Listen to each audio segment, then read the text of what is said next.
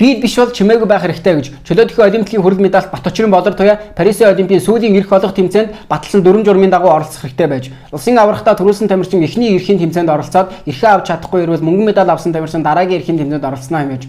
Харин 53 кг хэмжээнд эхний эрхийн тэмцээнд оролцоод ялагт хүлээгээд ирсэн тамирчин сүүлийн эрхийн тэмцээнд архин илгээж үлдэж буй нэг тамирчны 10-15 жилийн хүч хөдөлмөр цаг хугацаа санхүү боломжийг мэрэгжлийн холбоонд устгаж байгаа бололтой. Жилийн жилд ийм асуудал гаргаж олон хүний амьдрал сэтгэл зүгээр наадаж байх юм. Манай холбооны лайваас бэлэг тасдаж ашиглаад байна гэж бэлэгтэй санаа зовж холбогддог шиг хариуцсан хүмүүс тамирчтай ингэж санаа зовдөг баймаар. Тухайн тамирчны гэр бүл багш дасчуулагч нараас өөр үгээ хэлэх хүн байхгүй бололтой. Олон удаа ийм асуудал гарч байхад бусад багш тамирчид би л биш болоо гэсэн шиг дуурах хүн алга. Өнөөдөр Болор Туяа маргааш шин байх бол ийм асуудал гарч байгаа дээр нэгдээд дуурч чадах юм бол таны амьдралаа зориулж байгаа талбар эрүүл байхсан. Нэг тамирчны хөдөлмөр үн цэн бити үнгүүтээсэ.